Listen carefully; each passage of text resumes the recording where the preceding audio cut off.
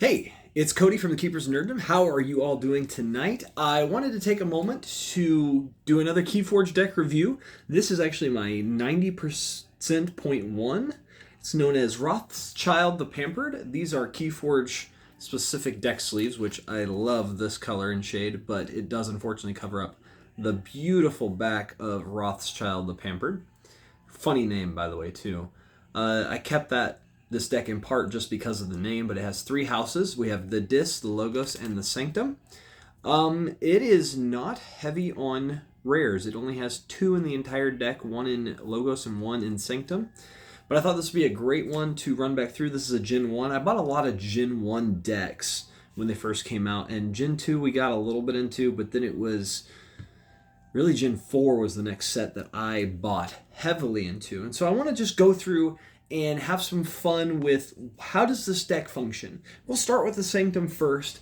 Again, Sanctum typically captures. Logos is your speed decks, and this is your, I'm going to mess with the other person's deck kind of side of it. And I'll show you each of these as we go along. Now, the first one is Sequus. He is a 4/2 that when he reaps, he captures 1. These are a little slower than the Raiding Knight, so just keep that in mind as we go. Raiding Knights are a little bit more limited in their scope and power. Sequus compared to the Raiding Knight. And so we do have a Raiding Knight in this deck as well, which they're a 4/2 as well. So same stats, but they immediately capture 1. And so Sequus has the potential to capture more long term, but he isn't guaranteed anything because they could board wipe you before you get to do anything. Then we have one of the most powerful cards for Sanctum in the game of Gen 1.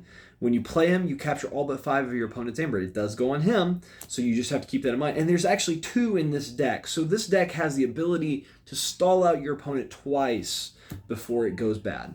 It also has a shoulder armor upgrade, which does have an Amber Pip, and then it's +2 power, +2 armor while you're on a flank only. So once you get off of a flank, you're done. Sanctum Guardian is the rare here. He is a taunt minion with 6/1, so picture the other common one with this as well, Champion Anafield. And when you fight a Reap, you swap him with another friendly creature in your battle line, so you can actually move him around to protect things in different ways. So not like a huge upgrade, but it's a nice little thing. Protect the Weak, you put it on a character, and it gets +1 armor and gains taunt, and again, it has an Amber Pip. Sergeant Zakiel, when you play, you may ready and use a friendly knight creature. No, you may ready and fight with a neighboring creature. I apologize. That's powerful just because it allows you to do some board control really quickly. Commander Ramil, not a great one, but when you reap, use a friendly non-Sanctum creature. So, he's only 3 power, and you have to keep him alive. We have another Raiding Knight. Pretty good. So again, there's a decent amount of capture in here. We have 2 more Sequises, okay? So if you can keep the stuff alive on the Sanctum side, their board control is out of this world.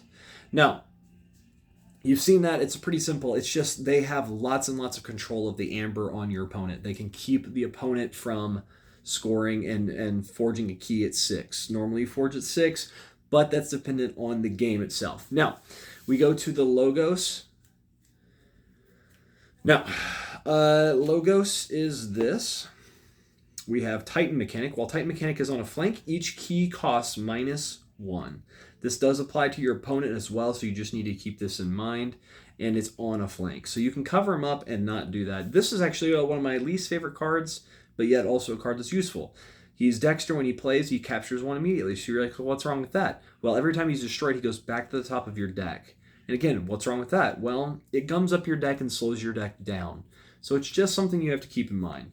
Now, Bonkers card of Mother. You get to have an additional card in your hand at the end of turn to draw. Like you can draw an extra card. So instead of 6, you go up to 7. This is fantastic because it only applies to you and it makes you stronger and you're guaranteed at least 1 extra card. Even if they kill it next turn, you've at least gotten 1 bonus card unless you just filled your hand with tons of stuff somehow else. Bouncing Death Quark. When you play it, you destroy a friendly creature and an enemy creature, and you can keep repeating it as long as you can do both sides of that. So killing 1 on theirs and killing 1 on yours. But the first part of, say they only have 1 out and you have nothing, you can play it and at least kill theirs. So you can do that. Very, very cool. Library of Babel. Okay, this is an artifact, so you have to wait a turn, but it's an action to draw a card. So every time you call Logos after you played this, you're going to get a free card. It may not be a Logos, but it's something. But then it doesn't necessarily matter because of phase shift. When you play this card, you may play one non-Logos card this turn, so you can go outside of house. Logos is nice like that. Lab work gets an Amber Pip, and when you play it, you archive a card. Now, the Bat Drone, I always like this card, but it just never does anything because everybody kills it because they like it too and they know it. It's a skirmish, so on offense it doesn't take any damage, and when you fight you steal 1. It's great because it's a steal inside of Logos, but it just dies all the time because they see it and they immediately just go for it. Knowledge is power. This is the other rare in this. It says this: play, choose 1 to archive a card, or for each archive card you gain 1 amber. So if you have a lot of archives, could be really good. This deck does not have a whole lot of archive that I remember. So it's an okay card. In a better deck for that specific card, it could be amazing. So we also then have library access for the remainder of the turn. Each time you play another card, draw a card. This is a play effect. And they have errated this to now, once you play it, it's actually purged. So it's gone from the game. So it's a one-time use because it just gets a little silly when you can do that multiple times. Dr. Esoterra, you gain 1 amber when you play him for each forge key your opponent has. Okay. Just okay. Phase shift again, you can play 1 non-Logos card this turn. These are amazing because they can empty out your hand and speed you up. So this Logos doesn't seem that fast, except for it does have library access, and then these are the cards that also, they continue to be useful because they take up spot in your hand, but you're going to get something out of your hand that you normally wouldn't have that turn. Fantastic cards. So we come now to the Dis. And the Dis are they label as demon in this, which is kind of unfortunate, but it's also kind of an interesting thing because really when you study what they really are, it seems like they're more like the leftovers of everybody else, that they just didn't quite die and they just subsist on what's left of stuff. It's kind of weird. And then occasionally you get into, they just straight up look like from the pits of Hades itself. It's very interesting faction. Not my favorite faction, but they're power-wise very, very useful. So first off, we have Poltergeist. It's an action to play. Use an artifact controlled by any players. If it were yours, destroy that artifact. So instead of just exhausting it, you do destroy it, and you get an Amber Pip for it. So you can control your opponent's deck. Fantastic. Schuler, creature. Whenever you play him, if your opponent has 4 or more Amber, steal 1. Great card. Great card because it's immediate effect. Always good for stuff like this. Gateway to Dis. When you play it, destroy each creature, gain 3 chains. Chains means you don't draw as much. It's as though your person that's leading your deck is being chained down and slowed down. And so instead of drawing 6, you draw 5. Or in the case of if you had Mother out, you'd only draw 6. Kind of an interesting thing, and it allows you to board wipe and clear stuff. So say they're getting too strong. Toxin. I actually really enjoy this because I have a Maverick of him into Mars, and when you reap with him, your opponent discards a random card from their hand. He's not that great, but he's just kind of fun. And that's just it. Because he's not that great, nobody worries about him. And then by the time they realize what they've done, it's too late. We're going to save these 2 cards for the very end because they're some of my favorite cards in the game for the Dis. Flame Wreath. It's an upgrade. This creature gets +2 power and gains Hazardous 2. Hazardous 2 means before the fight, whenever you're on defense, the attacker takes 2 damage. So you just instantly do 2 damage before you actually get to the fight. So if it kills them already, it's not a great thing, but it is kind of cool, plus the +2 power. So it just protects something that you want to protect it, and we'll see why that could be useful later. Lash of Broken Dreams artifact. Remember, you can't use this immediately, but it's an action, and then your opponent's keys cost +3 on their next turn. This thing, it's both really, really good and not good at all, because it's one of those things that it can be amazing because it can control your opponent, right? That's good. But the problem is, if they're that close to forging a key and you're needing to make the key cost 9 instead of 6, that means you potentially have to keep calling Dis several turns in a row, unless you happen in this deck, thankfully, because of how it works, good other houses like Sanctum that you're just trying to get the cards like the Gatekeeper to grab all their amber. That's the kind of the balance of the game. Dust Imp. 2 power. When he's destroyed, you gain 2 amber. Super, super useful, super simple, amazing. There's a rise. Choose a house. This is an action card. You play it. Choose a house. Return each creature of that house from your discard pile to your hand. Gain 1 chain. Now, the chain's funny because you probably aren't going to actually lose that chain unless you choose Dis and get all your Dis creatures back just to play them and empty your hand again. But say, what if you've already played several turns of Sanctum and you need your Sanctum creatures? You've Lash of Broken Dreams them, and you're like, oh crud, they're going to Forge a Kia next turn unless I go back to Dis. Well, actually, I'm going to call back all of my Sanctum creatures and grab my Gatekeepers to capture all their Amber, right? It's that kind of stuff. And actually save one of the Gatekeepers in my hand for next turn. It's those kind of things. That's the reason why this is like a 90% deck, because it's that good and it works with each other. And speaking of which, Flame Wreath would love to be on Charette. When you play him, you capture 3 Amber. Super simple, amazing, fantastic card. Mind Barb, not a great card, but also not a bad card. It does have an Amber Pip, so that's always good. You play it, and you make your opponent discard a random card from their hand. Again, could that be amazing? Absolutely, because you could get the right card. But it could also be nothing, right? It could just be the card that they were sitting on that they didn't care about, but they had to just wait a few turns to get rid of it. That's the game, all right? Now, we come to the last 2 cards, because this deck has 2 copies of the Guardian Demon. And Guardian Demon, we'll just set this other one down, says this.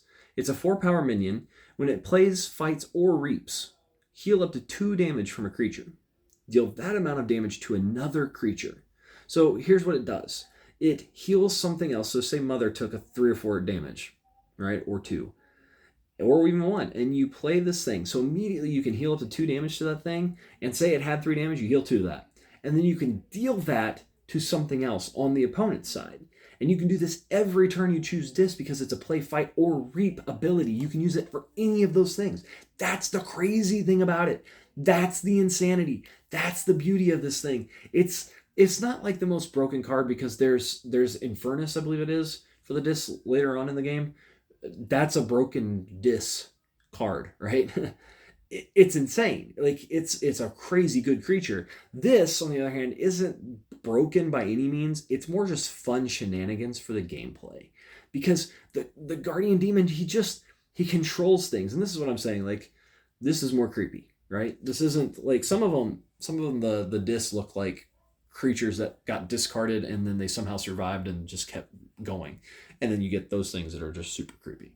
That's why I'm like, I'm not a fan of that kind of deck part of it. But when you have a deck like this where it works this well, it's hard to say no. Plus, it's got good Sanctum and Logos in it. And this deck functions super well. So Rothschild the Pampered, it's one of those decks I've kept around, not because there's anything in it that's really special, but it just works. It just does what it's supposed to do really, really well. It just functions. And then you have the Guardian Demons just to mess around with things in between. You're like, yeah, I'm going to Lash of Broken Dreams you anyway. And hey, Guardian Demon's going to heal my stuff and hurt you. And hey, I wiped out a few things on your board. Say they had a Bat Drone. I'm going to wipe that out so it doesn't steal stuff from me.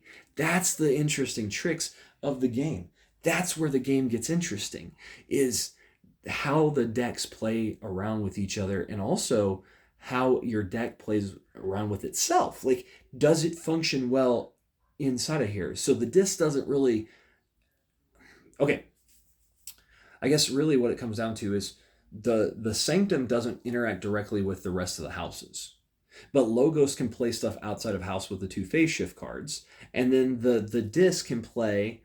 they can play the Arise card to bring back stuff from all the other 2 houses, which you're probably not going to bring back the Logos critters. You're going to bring back the Sanctum, or you're going to bring back all your Dis stuff just to get rid of it and immediately play all your Dis again. So here's the trick thing. Here's the funny thing again. You play Gateway to Dis. Okay, so you got 3 or 4 creatures out. They've got 6 or 7, right? This is a scenario. This is stuff that happens. And you go, okay, I've got my Dis creatures out. I'm going to play Dis. I'm going to reap with all of my Dis creatures, right? So I'm going to get my 4 Amber. It's going to be great. And one of them's my Dust Imp. When it just gets destroyed, I get 2 Amber. Cool. And then you play Gateway to Dis, right? And you had Gateway to Dis and Arise in your hand. You've been saving it. And so you kill all your stuff. You get your Dust Imp, so you get 2 Amber off of him. And they're like, well, you lost your stuff too, so you're going to give me a free turn. You actually go, I'm going to play a rise, grab all my disc creatures back from my discard pile, and oh, there was a fifth one in there that was already dead from an earlier turn, and then I'm going to play all of them back down. My Dust Imp is back. Oh, Schuler, you had 4 Amber or more. I'm going to steal 1. Guardian Demon, well, there's nothing to heal, but now they're ready to go again, right? That's the tricks. Those are the fun things that the game works around. And so like you could target the Sanctum to bring them back to prevent them from forging a key next turn, or you could just bring back your disc to get everything moving again. And so that's the beauty of the game. And the longer you can keep these two houses, the disc and the Sanctum, out, then that means guess what's going to be in your hand a lot more.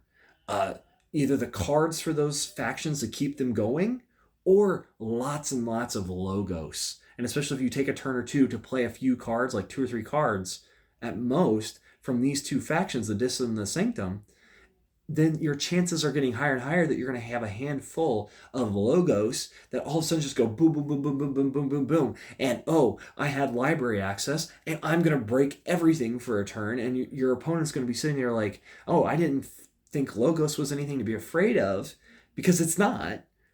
But yet it is, because it's going to keep drawing cards, and then you're going to play Phase Shift to play a non-logos card, and you're going to use a Sanctum card or a disc card, and then because of Library of Access, it's going to make that card draw you another card, and just the shenanigans, right? That's the fun. That's where the game gets crazy. And so I highly recommend Keyforge. You've seen a lot of videos on that recently in Keepers of Nerddom here.